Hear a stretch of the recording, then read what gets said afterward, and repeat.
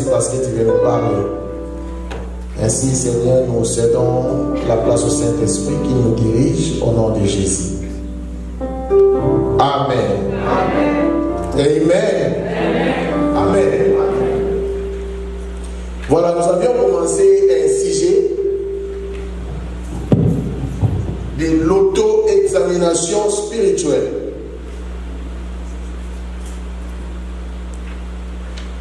Auto-examination spirituelle.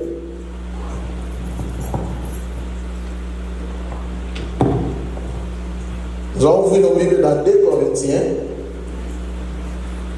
chapitre 13, verset 5, et puis Tite 1, 16. 2 Corinthiens, chapitre 13, verset 5, et puis Tite, chapitre 1, verset 16.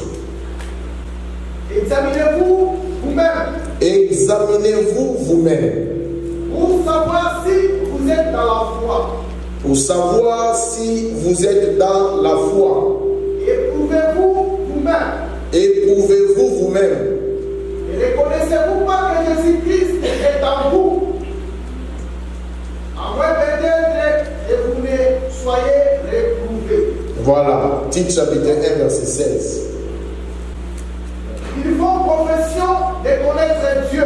Voilà, ils font profession de connaître Dieu. Ici, c'est Paul qui parle. Il dit à Tite, les gens que vous voyez là-bas où vous dirigez. Tite était un pasteur.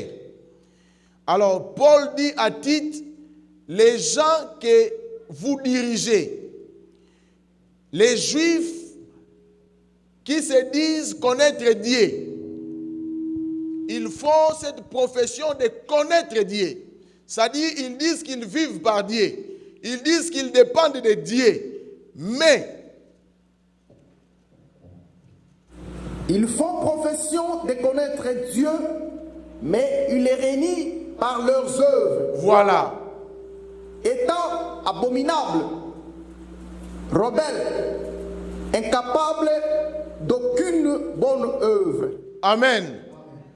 Alors, Paul dit ici, ils font profession de connaître Dieu. Et les seuls moyens par lesquels nous allons vérifier, examiner. Souvenez-vous, le titre de cet après-midi, c'est l'auto-examination spirituelle. Les seuls moyens par lesquels nous pouvons examiner si cette personne est dans la foi, si cette personne est spirituelle, c'est par leurs œuvres. Est-ce que quelqu'un peut dire Amen? La Bible dit, vous reconnaîtrez l'arbre par quoi? Par son fruit. Si vous allez au manguier, vous allez manger de la mangue. Vous ne pouvez pas aller recueillir des papayes là-bas. Ça sera difficile et impossible. Alors Paul dit, si vous professez, je vous avais expliqué la fois passée que la profession de quelqu'un, c'est les moyens par lesquels il vit.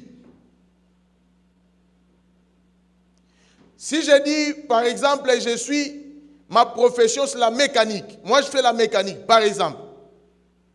Je ne suis pas mécanicien, c'est un exemple que je donne. Donc je vis par ça. Alors Paul dit, si vous vivez par Dieu, vos œuvres doivent matcher l'identité que vous avez. Est-ce que quelqu'un peut dire Amen? Il est pratiquement impossible de dire aux gens, je suis chrétien. Et même cette attitude de se définir, de s'identifier de soi-même, n'est pas une bonne manière.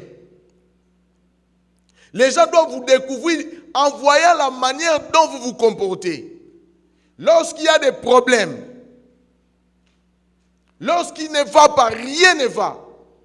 Lorsque vous n'avez pas d'argent, lorsque à la maison ça ne marche pas, lorsque quelqu'un vous a déçu, Paul dit, votre manière de vous comporter doit être différente de celle du monde. Alors, quelqu'un qui fait l'auto-examination spirituelle de chaque jour dans sa vie, il cherche à vérifier sa vie. Je vous avais dit, j'étais allé dans les dictionnaires pour voir, s'examiner et s'éprouver, c'est quoi? C'est passer ta vie en revue, examiner ta vie spirituelle. Comment tu te comportes par rapport, non pas aux autres, mais par rapport à Dieu. Par rapport à ta relation avec Dieu. Où est-ce que ça ne marche pas? Si ça ne marche pas, tu dois t'asseoir et dire, c'est ici où je dois arranger. Et beaucoup de gens viennent à l'église, n'ont pas de relations personnelles avec Dieu. Il n'y a pas de relation.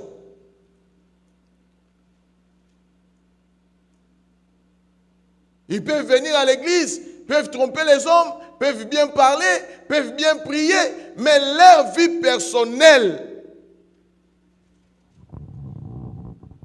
ne reflète aucune spiritualité. Et c'est pourquoi vous verrez des gens, année après année, année après année, année après année, ces gens-là sont toujours les mêmes. Il n'y a pas de changement dans leur vie. Paul dit, examinez-vous vous-même. Si Dieu vous examine, bien sûr, il va trouver des défauts. Mais si vous vous examinez vous-même, vous saurez où arranger.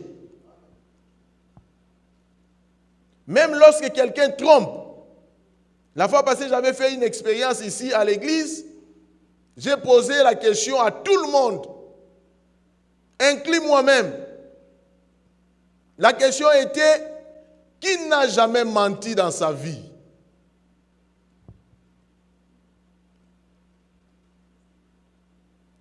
Personne n'avait levé sa main. Moi-même inclus. Parce que je vous avais rencontré une histoire de ma sœur. Moi, je volais du lait, mais on frappait ma sœur. À l'époque, au pays, hein, chez nous à la maison. Ça, c'est longtemps, très longtemps. J'avais peut-être 8, 9 ans, et ainsi de suite. C'était terrible. Et lorsqu'on me posait la question de savoir, mais qui a pris ce lait? Je disais, je ne sais pas. Mais j'avais les laits, hein, pliés comme ça. C'est comme ça qu'on faisait ça.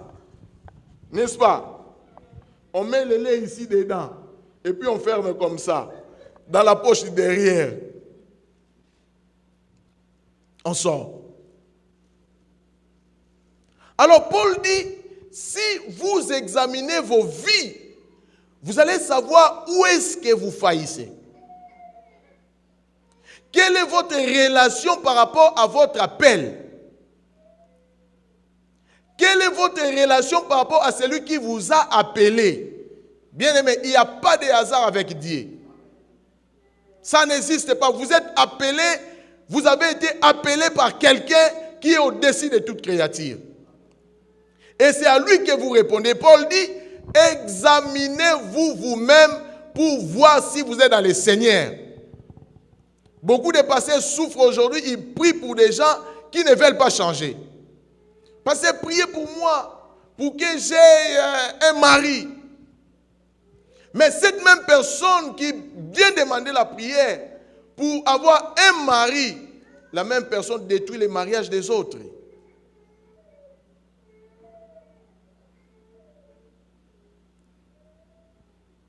La même personne envie le mariage de l'autre. Et même lorsqu'on commence à prier, on prie, on gêne, ça ne change toujours pas. Mais qu'est-ce qui ne va pas? Vous avez peut-être commencé à croire que, ah voilà, peut-être que Dieu n'a pas entendu nos prières, peut-être que nous ne prions pas bien, nous devons changer de formule. Mais la personne elle-même connaît les raisons. C'est pourquoi Paul dit, examinez-vous vous-même. Bien-aimés dans le Seigneur, le premier point que nous avions développé, c'était la personne qui fait l'auto-examination spirituelle se prépare à rencontrer son Dieu. Que nous le voulions ou pas, Christ reviendra. Ses promesses sont vraies.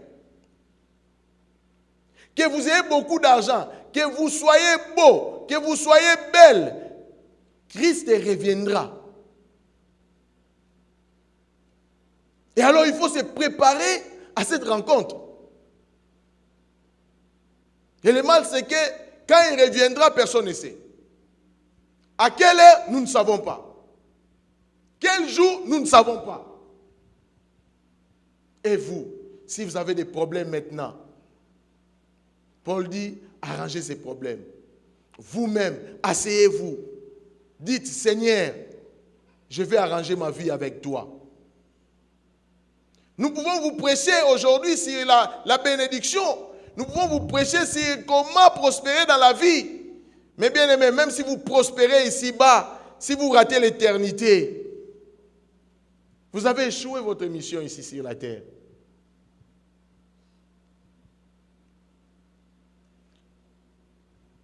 C'est pourquoi je vous appelle à réfléchir.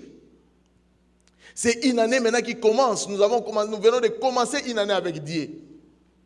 Vous pouvez avoir des enfants, vous pouvez avoir une belle femme, des beaux enfants. Mais si la mort venait aujourd'hui, si vous mourrez aujourd'hui dans la casquette, nous vous voyons dedans. Si vous mourrez aujourd'hui, bien-aimés dans le Seigneur, où irez-vous? Lorsque quelqu'un marche, il ne pense pas à sa mort. Lorsque nous nous promenons, nous faisons nos affaires, nous ne pensons pas à la mort. Mais la Bible nous dit que les pas de celui qui marche ne sont pas en son pouvoir.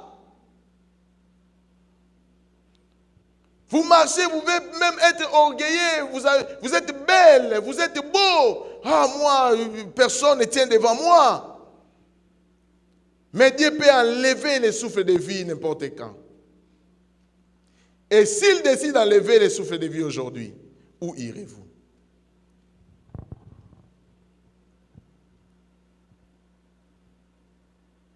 Pensez à votre vie, bien-aimée. C'est une année qui commence. Et c'est pourquoi vous allez même voir beaucoup de gens, quand l'année commence, ils ne cherchent plus l'Éternel. Ils veulent chercher l'Éternel lorsqu'il y a des problèmes qui commencent dans leur vie. Nous devons apprendre à chercher l'Éternel dans les bons et les mauvais temps.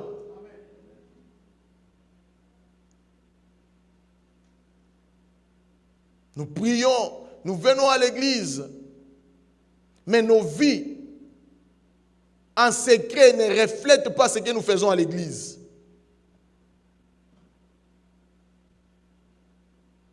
Lorsque nous sommes seuls, nous sommes plus dangereux qu'à l'église. Et ce que nous nous disons nous-mêmes, là où nous partons, est différent de l'identité que Dieu vous donne ici à l'église. Paul dit, vous allez les reconnaître par leurs œuvres.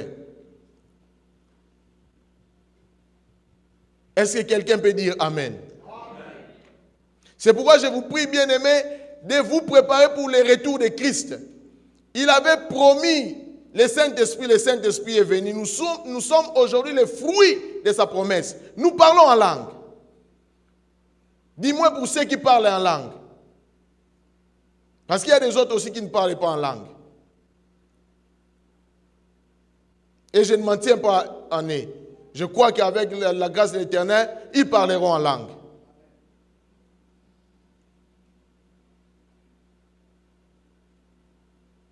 Parce qu'il y a des gens qui disent, oh, si tu ne parles pas en langue, tu n'es pas encore baptisé du Saint-Esprit.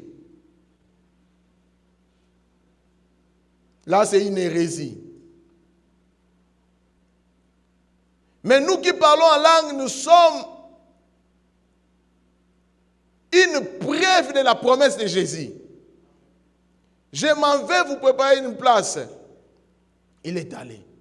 Mais avant de s'en aller, il dit, attendez ici à Jérusalem. Le Saint-Esprit survenant sur vous. Et nous savons que le Saint-Esprit était descendu. Ils ont parlé la langue. Et beaucoup de langues. Maintenant, si votre vie ne reflète pas l'identité que nous vous donnons, bien aimé, vous devez revérifier quelque part. Il y a quelque chose qui ne marche pas. Et si ça ne marche pas, vous continuez avec cette vie, Jésus revient. Vous irez bien en enfer. Il n'y a pas de discussion. Je veux à ce que vous preniez conscience cette année. Je ne vais pas continuer à venir ici, vous exciter avec les émotions. Et puis après, s'il revient demain, vous allez en enfer. Et cette parole que nous vous prêchons ici, nous vous communiquons un comportement. C'est le comportement chrétien. C'est un comportement qui vous dit comment vivre ici sur la terre. Nous avons notre constitution qui est la Bible. Et cette constitution, si vous ne la suivez pas, vous ne ferez pas part du royaume de Dieu.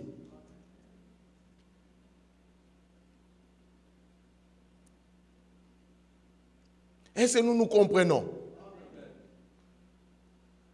Nous pouvons chercher l'argent, c'est bien.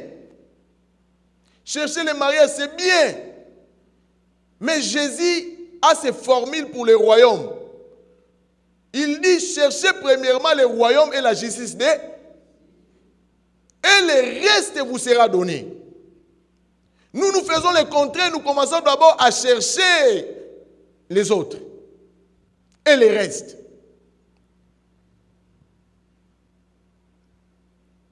Et je vais avoir une église de gens où si Christ revient aujourd'hui, nous partons tous au ciel. L'église reste vide. Ou pour mieux dire ça, les bâtiments restent vides. Parce que l'église c'est nous, n'est-ce pas? Nous montons, nous allons avec lui. Bien-aimés, réjouissez-vous si vous savez que vous êtes dans le Seigneur. Ça doit être un sujet de joie dans votre vie. Lorsque nous étions enfants, nous pensions comme les enfants. Ah, je veux ceci, je veux cela, je veux ceci, je veux cela. Ces besoins-là ne finissaient toujours pas. Aujourd'hui, nous grandissons, nous continuons à chercher, mais nous ne sommes toujours pas satisfaits. L'argent vient, l'argent entre, ça sort, ça entre, ça sort. Le corps se fatigue. Il y a mieux dans le Seigneur. Il y a mieux dans le Seigneur, bien-aimé. C'est pourquoi recherchez Dieu. Je vais faire appel à votre conscience.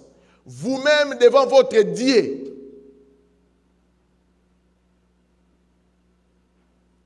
Il y a des gens qui sont sortis de leur maison. Ils ont laissé leur femme à la maison, ils retournent, la femme ne se réveille plus. Parti.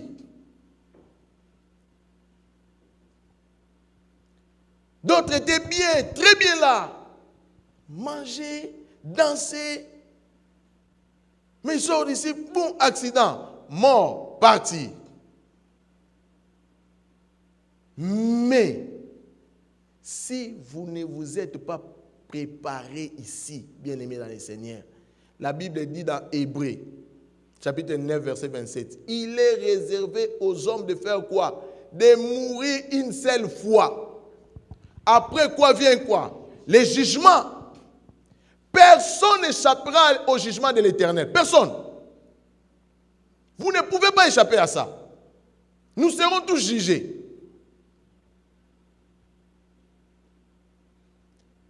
Alors lorsque vous faites l'auto-examination spirituelle, vous vérifiez votre vie spirituelle, vous dites où est-ce que je suis avec mon Dieu? Où suis-je? Seigneur, qu'est-ce qui ne va pas? Pourquoi ma vie est toujours comme ça? Pourquoi je ne peux pas vaincre ces péchés? Un péché chéri que vous avez, chaque année vous vivez avec ces péchés. Année après année, vous vivez avec ces péchés. Année après année, vous vivez avec ces péchés. Et ça ne vous fait rien. Bien-aimés dans le Seigneur, reprenons nos consciences.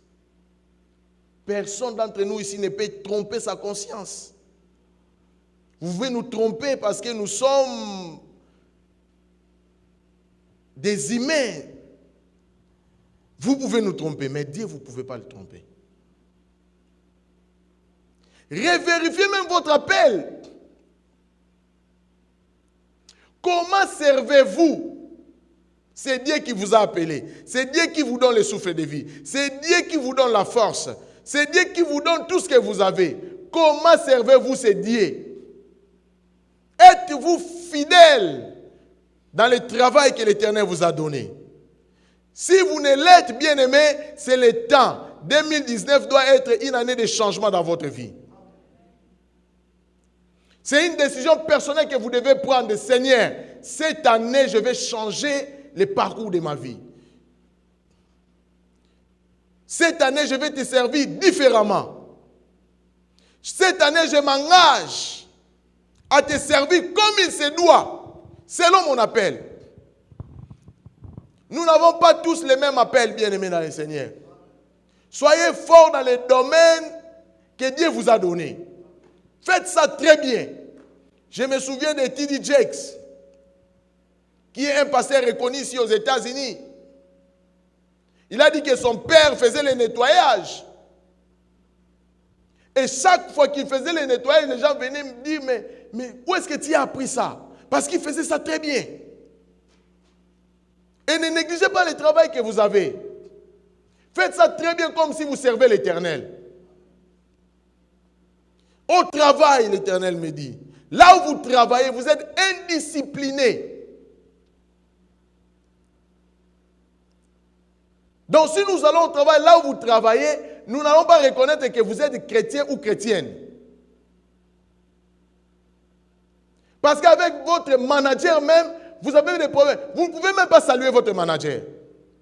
Lorsqu'il vient comme ça, vous allez à gauche ou à droite.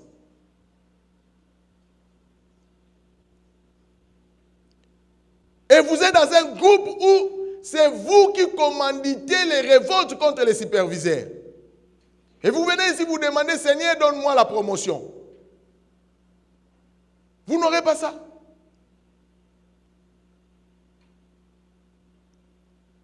Lorsqu'on vous dit de faire quelque chose petit, fais cette chose. Directement discussion. Est-ce que c'est seulement moi qui peux faire ça? Tu n'as pas trouvé d'autres personnes. Mais c'est ton chef. Chaque break, vous avez votre groupe, vous allez parler du mal du superviseur. Parlez du mal, parlez du mal. Bien aimé dans le Seigneur, les chrétiens, nous devons être différents des païens. Ah, dites un bon amen. Je vous avais dit que nous venons communiquer un caractère ici.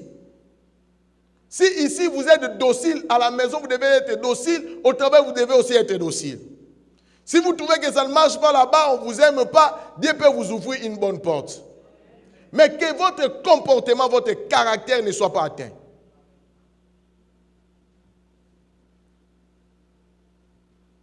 Alléluia.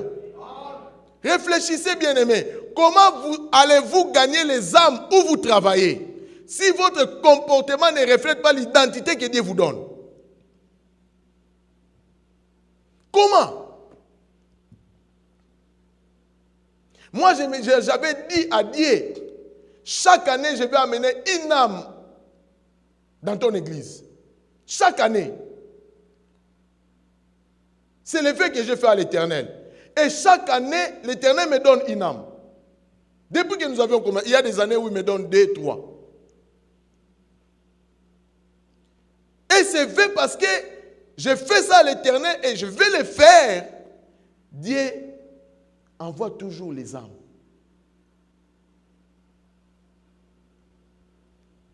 Quelle est la décision pour cette année? Quelle décision spirituelle avez-vous cette année? Qu'est-ce que vous allez faire pour Dieu cette année? Si vous avez des projets dans votre vie que vous voulez faire, gloire à Dieu.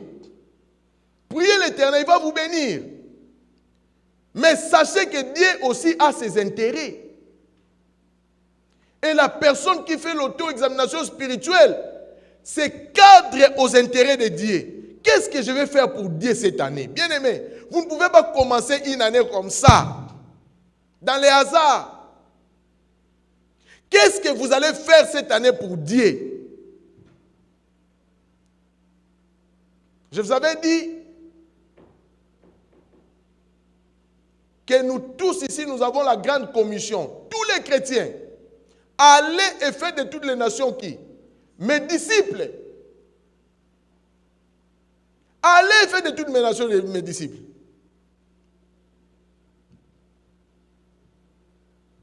L'année passée, nous avions fait un vœu, n'est-ce pas, au début de l'année.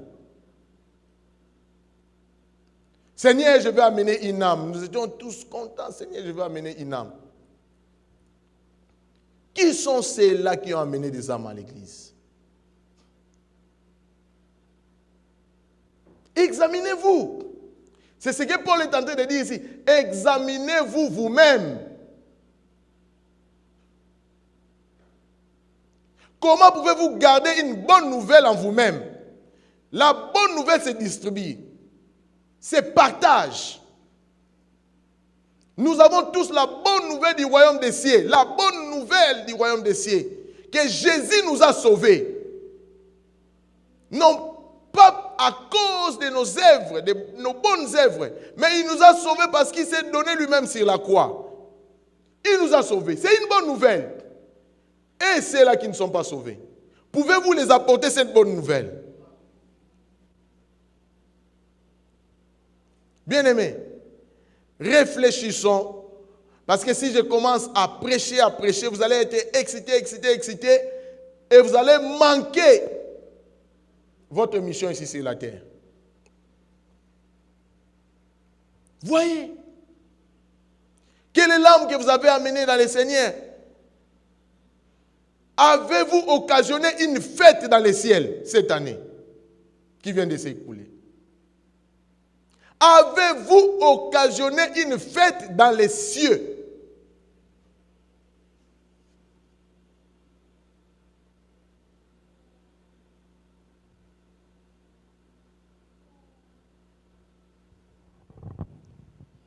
Ah, le pasteur prêche différemment aujourd'hui, oui.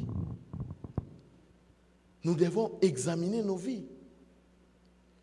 Si nous ne les faisons pas, bien-aimés dans le Seigneur, nous allons rendre compte à Dieu devant lui. Seigneur, tu m'avais donné 4186 semaines sur la terre.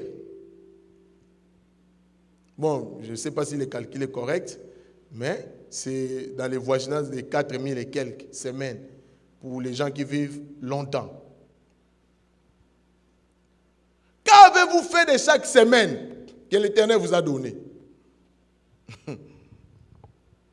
Voyez où vous passez la majorité de votre temps. Où?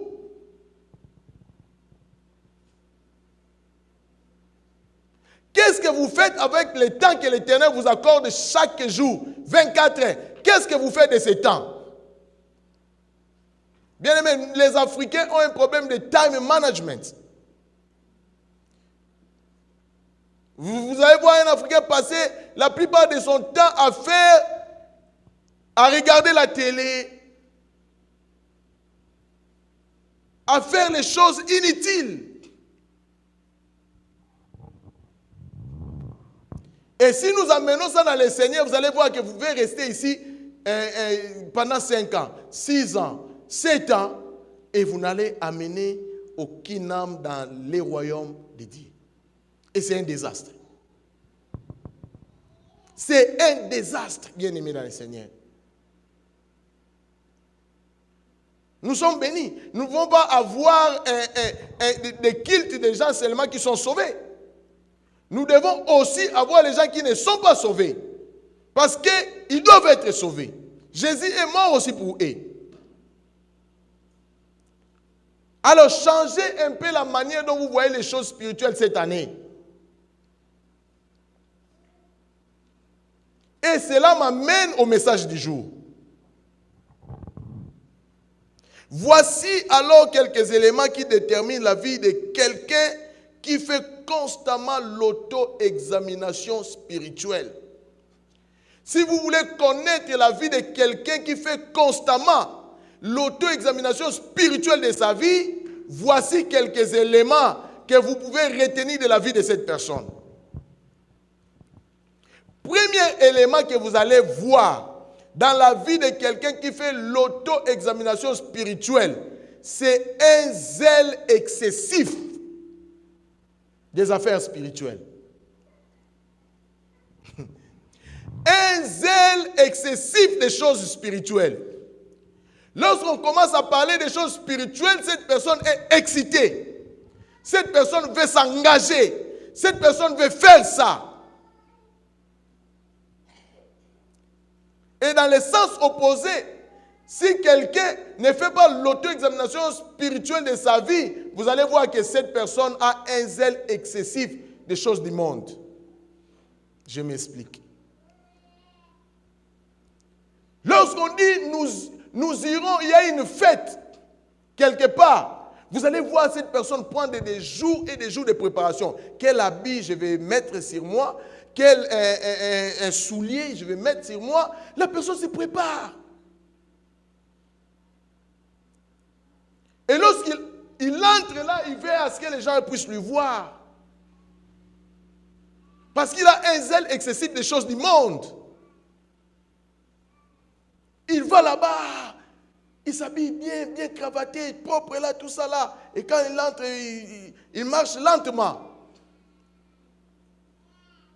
Et s'il y a des bois dans la maison, vous allez vraiment écouter corps. Et ça attire l'attention des autres. Mais maintenant, lorsqu'il s'agit des choses spirituelles, son zèle n'est pas là. Il n'y a pas de zèle. Lorsqu'il s'agit d'aller à l'église, aller prier pour les autres, gêner pour les autres, il n'y a pas de zèle. Cette personne s'assoit même à la maison, il attend jusqu'à... Bon, l'église commence à 13h. Bon, moi, je vais entrer vers 14h30. Comme ça, je ne ferai que 30 minutes et puis je vais sortir. Mais lorsqu'il s'agit d'une fête, la personne commence même à vous déranger. Nous devons quitter. Les gens seront déjà là, ils vont commencer, nous devons quitter. Allez à Chuck E. Cheese, par exemple, Chuck E. Cheese. Lorsque nous réservons pour nos enfants les anniversaires, ainsi de suite, ils vous disent à 15h, il faut être là. Vous allez voir, tout le monde à 15h est là. À 17h, vous devez finir. 17h, Chuck E. Cheese dit, bye bye. Les gens ont respecté 15h à 17h. Mais si vous dites à l'église, nous commençons à 13h. Et nous-mêmes ici, nous commençons à 13h. Et si vous commenciez maintenant à 9h30. Nous venons de Gainesville aujourd'hui. Nous sommes réveillés à 6h du matin. Nous avons fait Gainesville, l'église de Gainesville. Nous sommes venus ici. La personne qui fait l'auto-examination spirituelle, constamment, doit avoir un zèle excessif des choses de Dieu. Parce qu'il appartient au ciel, au fait. C'est un être qui est du ciel. Il est seulement... Il passe seulement sur la terre, des passages. Il est des passages. Sa nature est céleste. Il a l'identité de Dieu. S'il a l'identité de Dieu, même s'il est ici sur la terre, les choses qui vont beaucoup l'intéresser sont les choses du ciel. Maintenant, vous êtes chrétien et chrétienne, vous vous intéressez beaucoup aux choses du monde. Lorsqu'on dit qu'il faut jouer au football, vous êtes excité. Lorsqu'on dit qu'il y a la musique là-bas, quelqu'un va venir de l'Afrique, du monde, vous êtes excité. Mais lorsqu'on dit venez adorer Dieu, vous n'êtes pas excité. Bien-aimés dans le Seigneur, faites l'auto-examination spirituelle de votre vie. Examinez-vous vous-même. Il y a quelque chose qui ne va pas. Les choses de Dieu doivent vous attirer. Ce qui est né de l'esprit est esprit. Ce qui est né de la chair est chair. Si vous n'êtes pas encore né de l'esprit, c'est pourquoi vous n'êtes pas attaché aux choses spirituelles. Et c'est le temps de naître de nouveau. Jésus l'avait dit à Nicodème. Nicodème était toujours dans l'église. Nicodème prêchait même la parole. C'était un docteur de la loi. Il connaissait très bien Dieu. Mais Nicodème avait un problème. Nicodème n'était pas encore né de nouveau.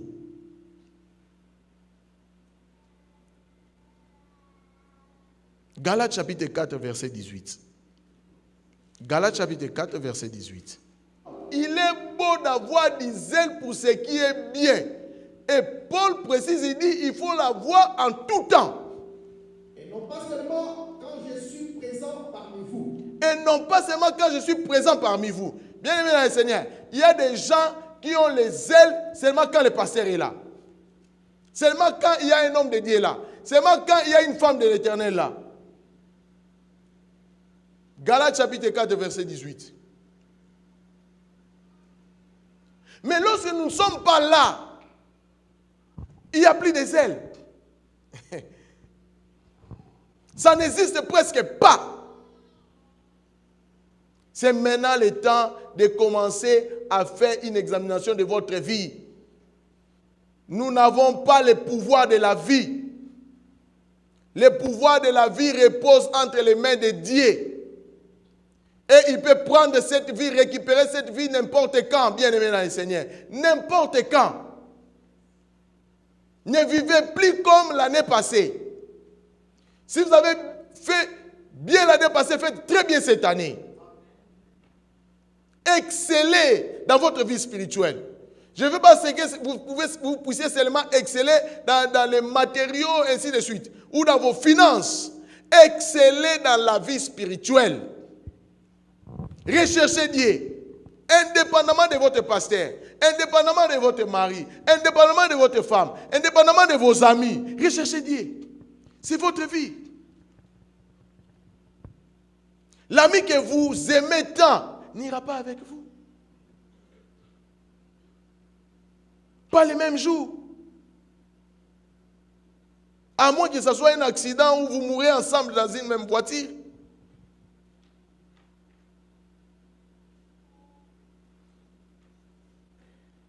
Mais chacun sera enterré dans son cercueil.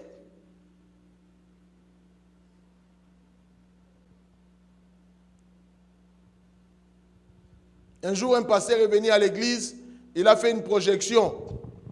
Il a mis les cimetières là au tableau. Tout le monde commençait à regarder à gauche et à droite.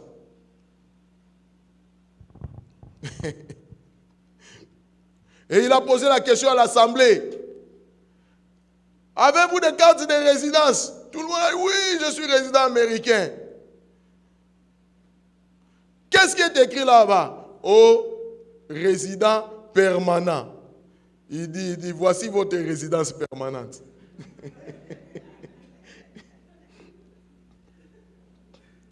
C'est là où vous allez tous finir. On vous trompe ici aux États-Unis.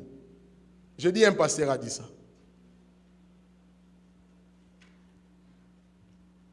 Et dans cette résidence permanente-là, est caché beaucoup de dons, beaucoup de talents, beaucoup de livres qui devaient être écrits, cachés là, pour les gens qui ont eu peur d'écrire des livres.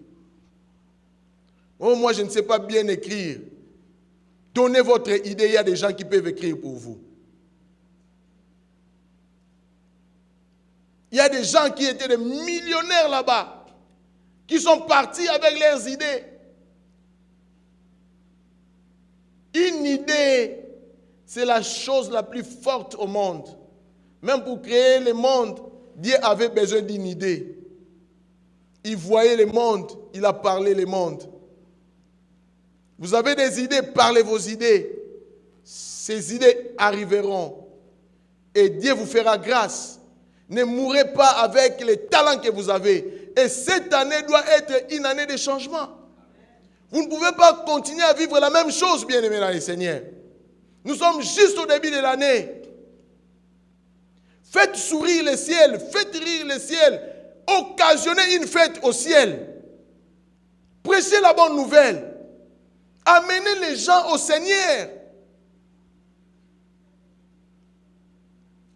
Je suis ici à 19 ans, je suis ici à 20 ans, je suis ici à 25 ans. Qui sont ceux-là qui ont rencontré l'Éternel à cause de vous? Comptez les années de votre vie ici sur la terre. 50, 55.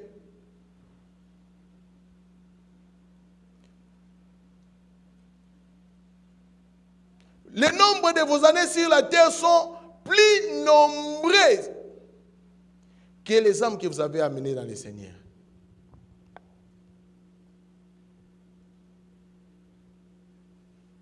Dis-moi, l'Éternel pouvait dire chaque année une année, plutôt une âme, chaque année. La moindre des choses. Chaque année, Seigneur, je vais prêcher une âme qui va sortir du monde des ténèbres pour venir au monde de la lumière. Chaque année. Je vais occasionner une fête au ciel chaque année. 365 jours. 365 jours.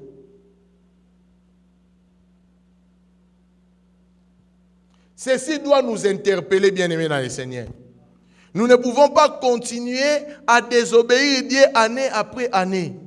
Ça fait partie du zèle excessif. C'est lui qui fait l'auto-examination spirituelle constamment. Doit avoir ces zèles-là. Seigneur, je vais gagner les âmes. Donne-moi les âmes. Dieu a dit, si vous me demandez les nations, je vous donnerai des nations. C'est-à-dire quoi? Si vous me demandez une âme, si vous me demandez une tribu, si vous me demandez une nation quelconque, moi je vous donnerai. Et Jésus vient encore ajouter, il dit, la moisson est grande, mais il y a paix. Nous avions depuis la première année demandé au maître de la moisson d'envoyer les ouvriers. Nous sommes tous des ouvriers ici.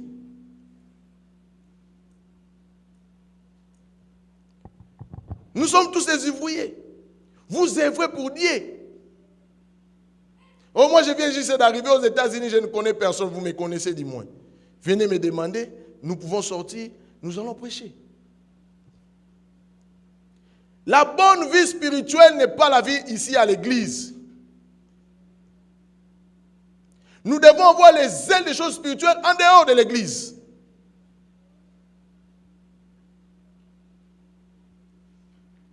Deuxième chose que vous allez remarquer dans la vie de la personne qui fait l'auto-examination spirituelle, c'est la haine du péché. Est-ce que quelqu'un peut dire Amen? La haine du péché. Romains chapitre 12, verset 9. Attachez-vous fortement au bien. Voilà. Que l'amour soit sans hypocrisie. Ayez le mal, en d'autres termes, ayez le péché en horreur. En d'autres termes, fuyez le péché. C'est notre responsabilité de fuir le péché. Le péché, c'est la désobéissance à la parole de Dieu. Le péché, c'est désobéir l'autorité établie par Dieu.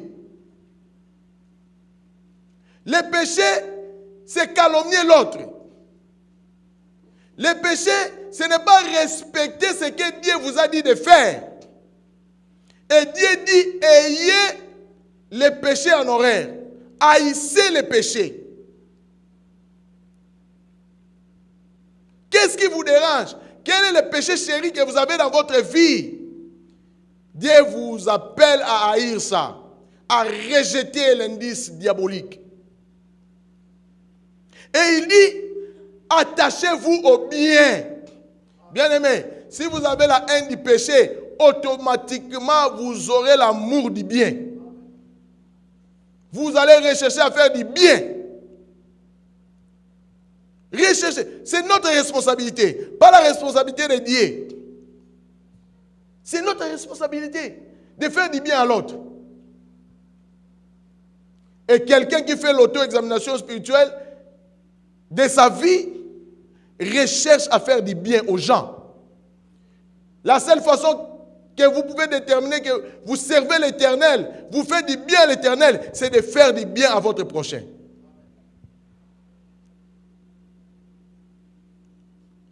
Vous savez que l'amour a des sacrifices. L'amour a des sacrifices.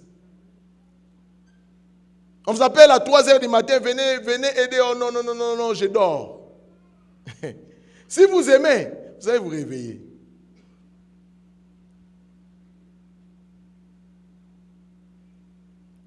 Et c'est une sémence.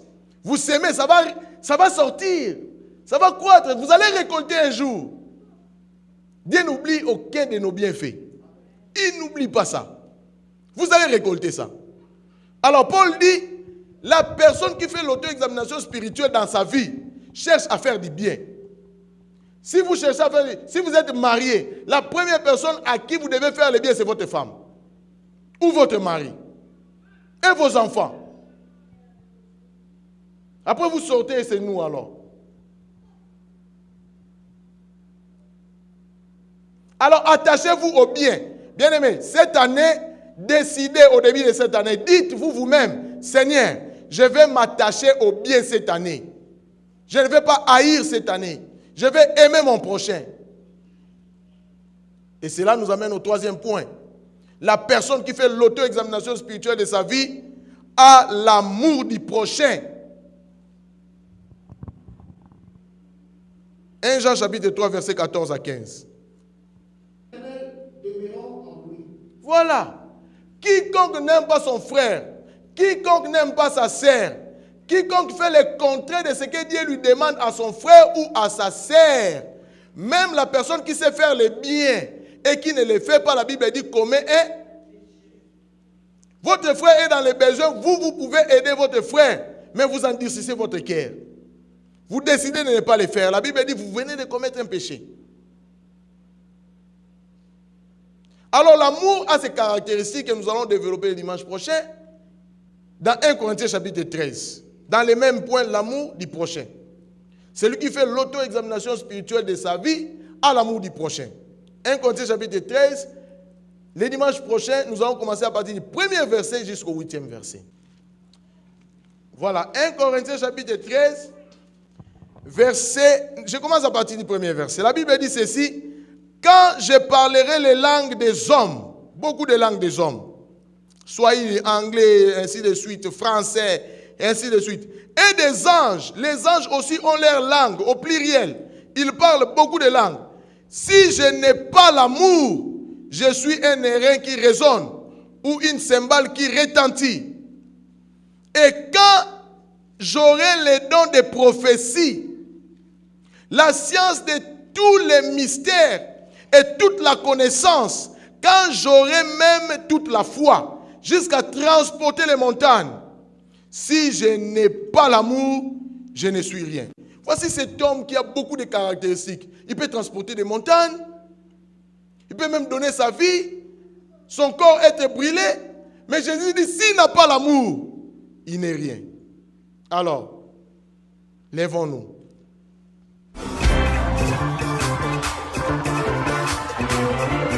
Ice water.